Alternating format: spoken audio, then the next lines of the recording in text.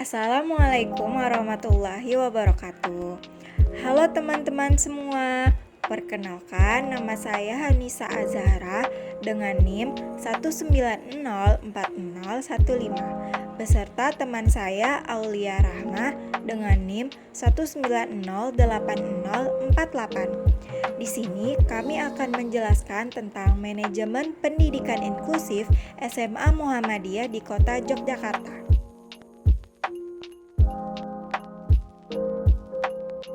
Yang pertama, manajemen kurikulum dan pembelajaran pada sekolah inklusif.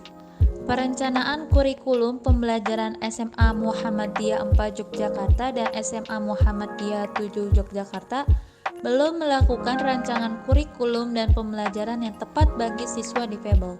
Hal ini terlihat dari penentuan model kurikulum yang sama dari tahun ke tahun.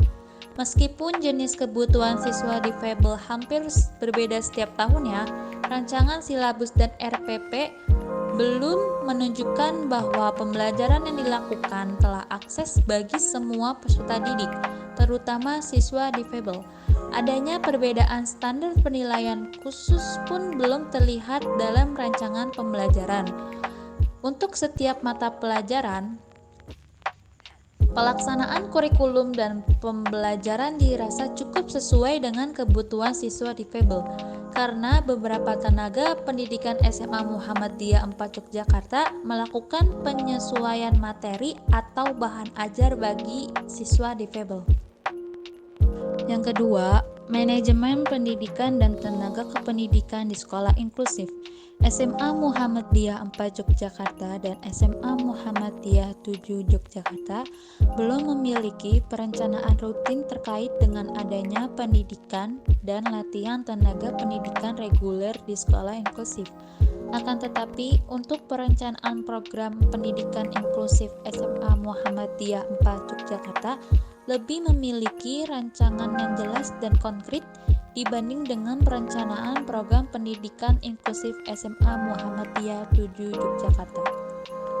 Sedangkan untuk pelaksanaannya, SMA Muhammadiyah 4 Yogyakarta lebih banyak mengadakan kegiatan sosialisasi pendidikan inklusif berupa kegiatan keterampilan tenaga pendidikan dalam membaca dan menulis, serta adanya rekomendasi pihak sekolah untuk mengikutsertakan beberapa tenaga pendidikan reguler mengikuti pendidikan dan latihan khusus pendidikan inklusif.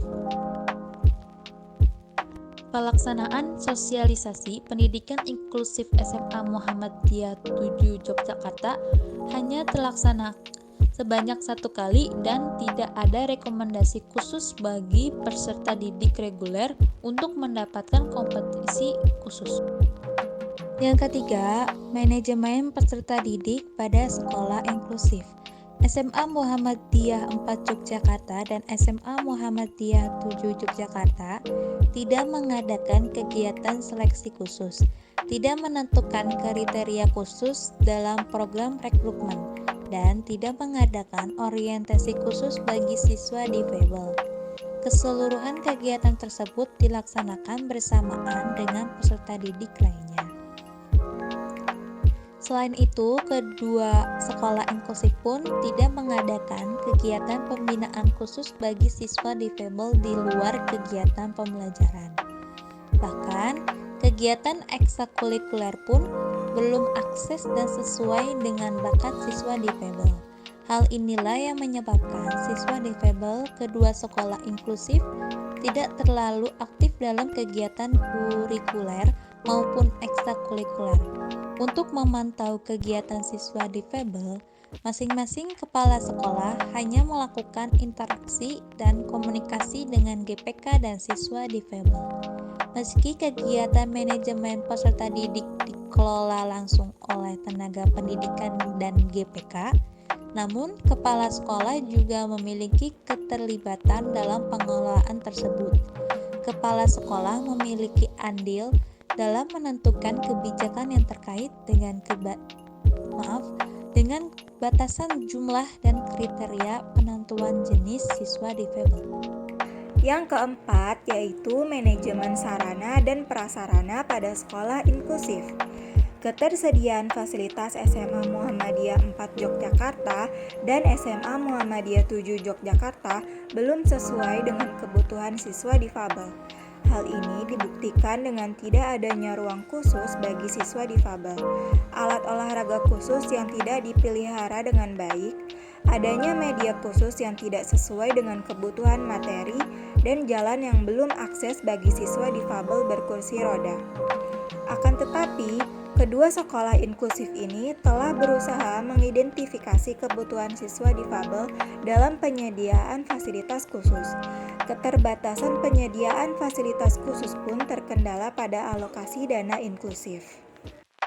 Dan yang terakhir yaitu manajemen pembiayaan pada sekolah inklusif.